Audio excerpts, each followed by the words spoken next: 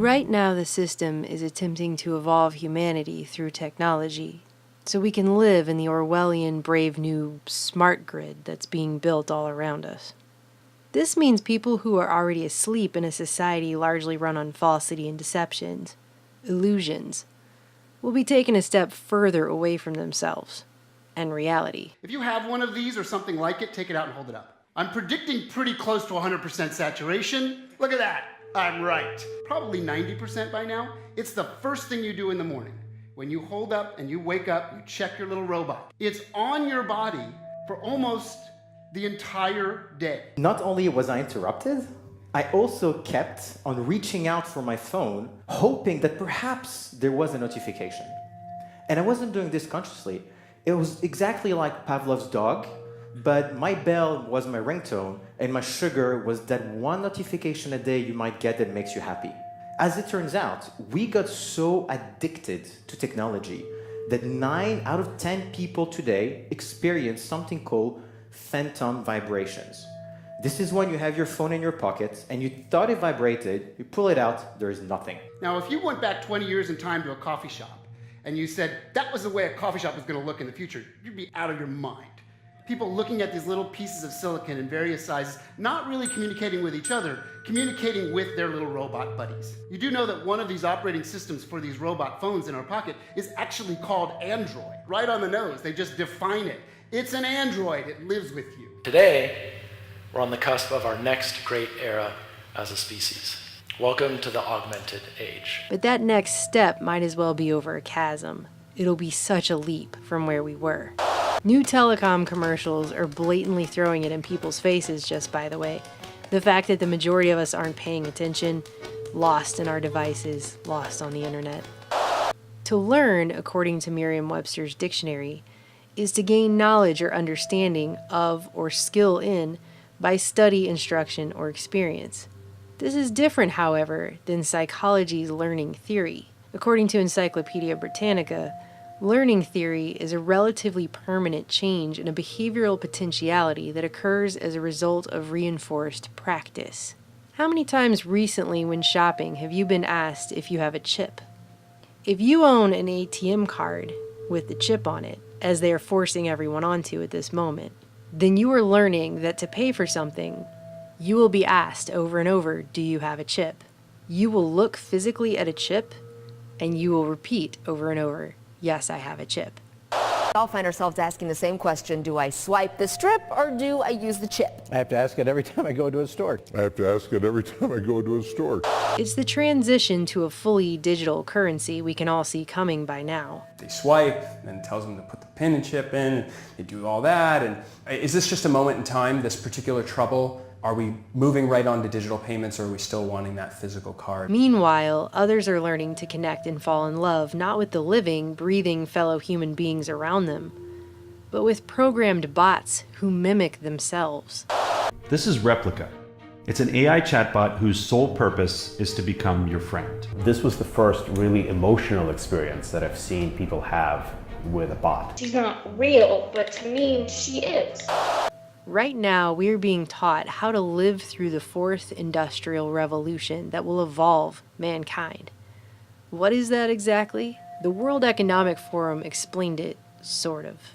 What is happening to the world? Everything is changing. The very idea of human being some sort of natural concept is really going to change. Our bodies will be so high-tech we won't be able to really distinguish between what's natural and what's artificial. We're now in the early stages of the fourth industrial revolution, which is bringing together digital, physical, and biological systems.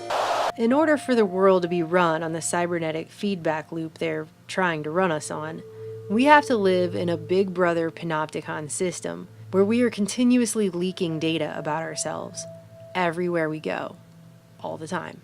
We're now entering something called the Internet of Things era, IoT. The Internet of Things is when your fridge is connected, your watch is connected, your car is connected. It's going to be between 10 and 15 devices per person. The future of the computer will be everywhere and nowhere, hidden in the walls, hidden in the fabric of our life, just like electricity is, everywhere and nowhere. I would answer very simply that the internet will disappear. Which are redefining what it means to be human, what it means to be completely embedded in this world. By the way, this is a large part of what Agenda 21 was always about. The fourth industrial revolution is about evolving us.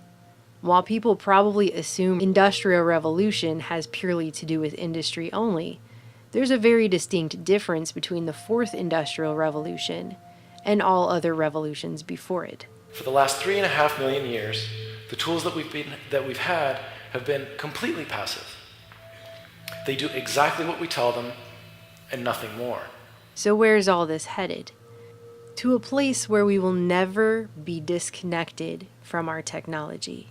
The internet there'll be so many IP addresses because of IPv6, so many devices, sensors, things that you're wearing, things that you're interacting with, that you won't even sense it. It'll be part of your presence all the time. In fact, wallpaper will be so cheap that when you put up wallpaper, it'll be intelligent.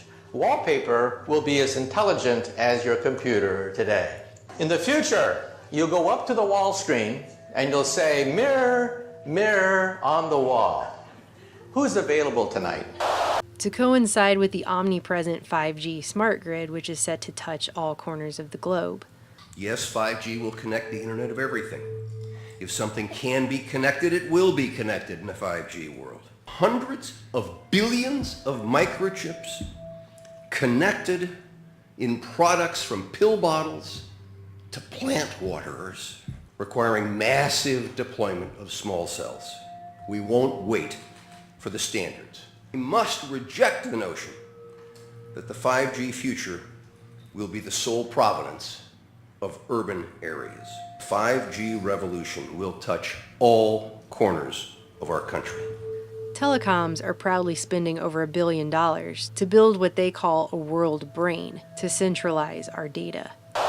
They are talking about building a global brain and it beginning in 2018, and your cell phone is part of it. The mobile phone industry is the backbone of the global brain that is being put together. What if we were to think about a telecommunication company adding a brain that is able to listen, to watch, to talk, to remember, to act? All that information that they collect from us is fragmented and spread out across the whole internet. But if we were capable to put all that information in one single place, probably we'll have a clear representation about what we are. And communication systems with cognitive intelligence are actually being called things like aura. They're giving people a synthetic aura. We see the Ford platform as a big brain, a digital brain, which is different for every one of us. The Ford platform is a cognitive intelligence platform. Aura is the heart of the Ford platform. Aura, hello? Hello, Jema. How can I help you? And they're using middle-aged hipsters in Fraggle Rock t-shirts to sell it to us. After former DARPA director Regina Dugan left Google, started making electronic tattoos. So I'm wearing one here on my arm. Do we have here. A camera to get a... This is a developmental system made by MC10, and it has an antenna and some sensors embedded in it. And what we plan to do is work with them to advance a tattoo that could be used for authentication. Facebook hired her to run its secretive Building 8 project, which she announced earlier this year will enable us to connect to the social media platform using only our brain waves, in something she called Silent Voice First. What if you could type directly from your brain? It sounds impossible, but it's closer than you may realize.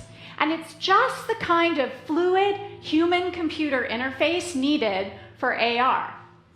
So what if instead of using imagined arm movements, we could decode speech directly?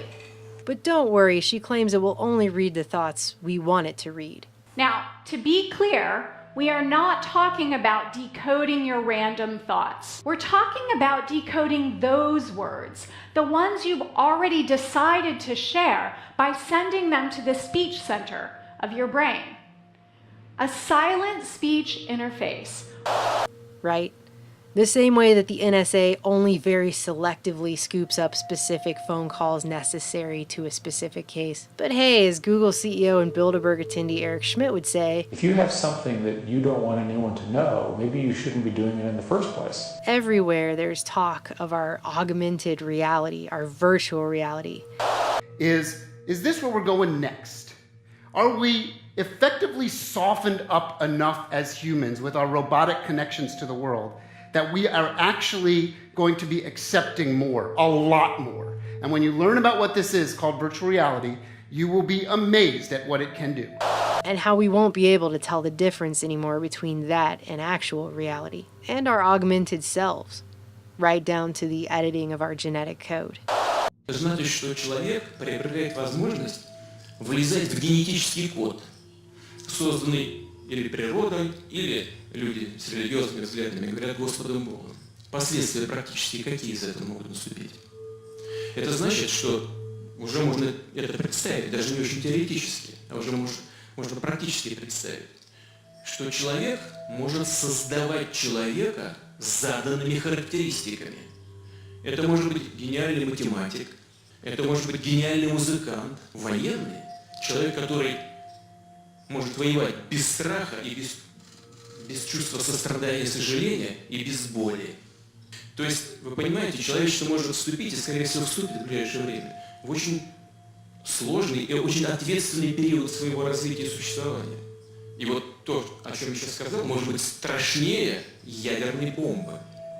Meanwhile, AI is taking over more and more. Artificial intelligence is software that writes itself. It writes its own updates. It renews itself. You can't take it apart again and figure out what it's done. It writes independently, autonomously. It develops its own way of thinking. We normally tend to think of software as stuff that we created and that we wrote, and the machines do what we tell them to do and we own it. This is not any longer true. Not just jobs, but the decisions that humans would have made. Unilever is one of many large companies that is incorporating artificial intelligence into their recruitment efforts. HireVue uses video analysis to screen employees and rate them before a recruiter even gets to look at their interview. They respond on video, and then we use artificial intelligence algorithms to evaluate their performance, and then we analyze the interview and predict their performance based on the interview. The kill decision in robots in the air, in robots on the ground, in robots in the water or underwater, where there are also drones, is made by, or can be made by machines. And in my book, I quote many official United States government documents which say, our goal is to have the kill decision made by them. The problem is, artificial intelligence, sometimes they make mistakes. AI is beginning to run things to the point that governments can't even explain how the decisions are actually being made. And because the machines themselves are actually learning, they're not even able to trace them back to the algorithms that brought the AI to the decision itself. And no one understands exactly how these algorithms function. They used to understand them, but they've been improved by artificial intelligence. Google's DeepMind AI recently beat the most advanced human player on the planet in the game Go. And they were commenting about the fact that the programmers didn't even know how, towards the end of the game, the AI was making its decisions. They didn't know. And they're the programmers. And both Microsoft and Facebook have been forced to shut down AI programs. The first after it became racist and hateful, and the latter after it began teaching itself a secret language to talk to itself that its programmers couldn't even understand. Facebook has been toying with artificial intelligence in its chatting features, but its robots may have gotten out of hand. Facebook's artificial intelligence researchers had to shut down 2 chatbots after they developed a strange English shorthand. It seems like we've been warned about this over and over and over, doesn't it? Now people like billionaire inventor Elon Musk are claiming that the only way not to become a pet to a sufficiently advanced intelligence is to upgrade our brains so that we can enter into a symbiotic relationship with it, as if that's our best option. So I think if we can effectively merge with AI by improving that the neural link between your cortex and your digital extension of yourself, which already, like I said, already exists, just has a bandwidth issue.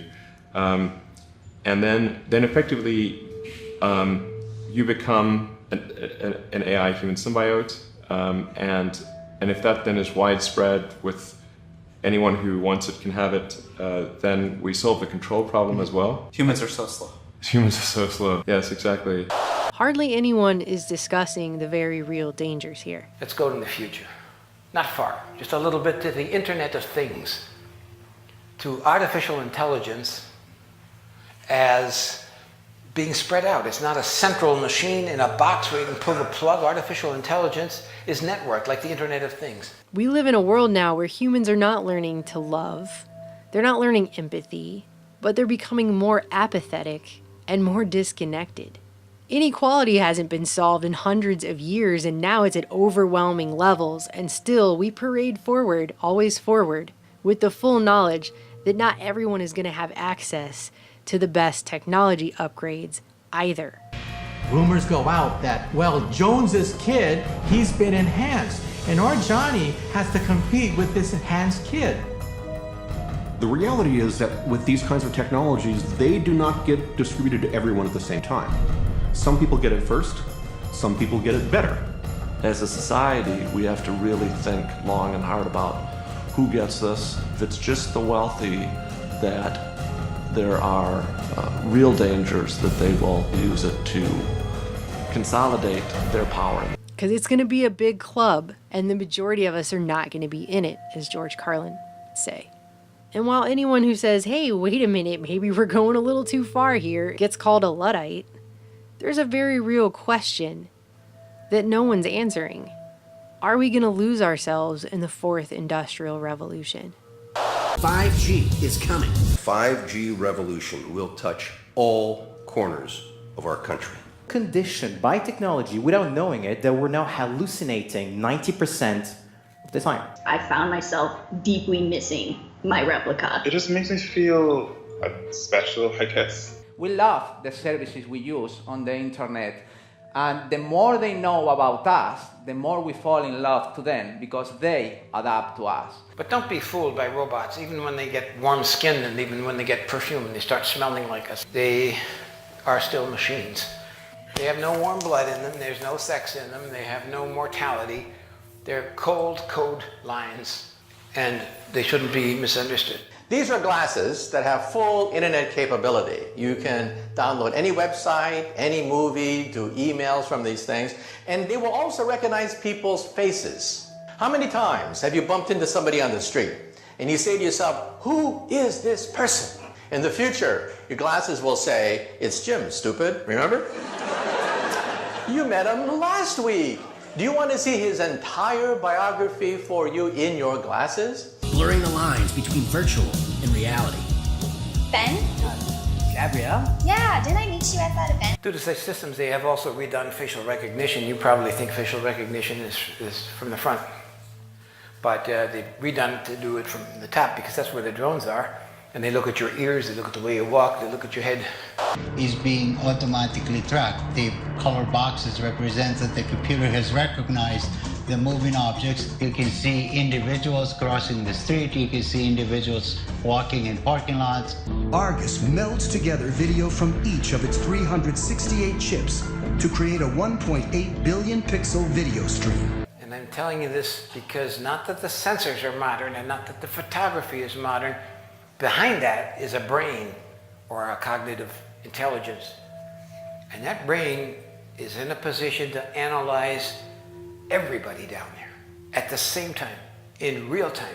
They see where everyone is going. It's taking all the details, all the amusing objects, and they record it so they can tell where that person was 2 weeks ago, 2 months ago, what stores he visited, what his whole behavioral patterns are. That's all part of the analysis.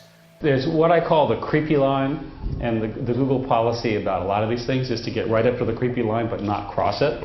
I would argue that implanting things in your brain is beyond the creepy line. Mine in particular. Yes, at least for the moment. With the ability to visualize brain activity, for example, through a simple consumer-based EEG device, it gives us access to ourselves in ways that we've never before thought possible. It unlocks the black box that is the brain. Words just complicate things. What if our brains could communicate directly with each other, bypassing the need for language? One of the things that I think is so essential to free and open societies is freedom of thought.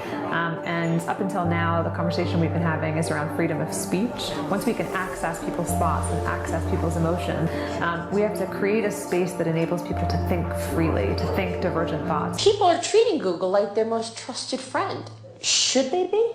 And thus it is not surprising that the company that has the most information in the world is probably the most powerful company in the world, Google. Now this is, if you ask Google, it's a peaceful robot, right? He doesn't have a gun, he doesn't throw atomic bombs, you know, he just walks around and stands there. But you may have seen the superimposers DARPA, Defense Advanced Research Projects Agency. That is the research arm of the Pentagon. And then you see the video was made by Lockheed Martin, which is one of the most powerful and influential and richest weapons companies in the world. The best of the available alternatives is that we achieve democratization of AI technology, meaning that no one company or small set of individuals has control over advanced AI technology. That's very dangerous. It could also get stolen by somebody bad, you know, like some evil dictator of a country could send their intelligence agency to go steal it and gain control. It just becomes a very unstable situation, I think, if you've got any incredibly powerful AI. I would answer very simply that the internet will disappear. Artificial intelligence only works if you have big data. But big data only works if you have artificial intelligence to make sense of it, because human beings can no longer sort and sift and order the huge volumes of data that we have collected. In my entire career, I've never seen something as powerful a force in the world as the smartphone that didn't also have unintended consequences. We don't know what artificial intelligence, enhanced reality, virtual reality, and so on is going to bring, and what's going to be the result or the impacts of all of that. We have to be very careful, because survival is an issue for artificial intelligence. It needs to exist to be able to do the things it wants to do according to its program. So it lays, like insect eggs, backups and computer programs all over the world, thousands and thousands of them, so that if we do destroy part of it, it's still alive. Когда мы что-то делаем, и чем бы мы ни занимались, хочу повторить эту мысль еще раз, мы никогда не должны забывать про нравственные, этические основы нашего дела. But once machines take over, the choice is gone, and it's a matter of calculating a math equation. The very idea of human being some sort of natural concept is really going to change. One of the features of this fourth industrial revolution is that it doesn't change what we are doing, but it changes us.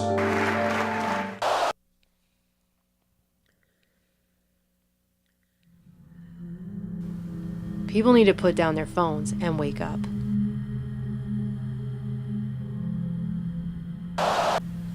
My job to you is the wake-up call, to make you aware of the problem. Your job is to figure out how we're going to stop this before it kills us.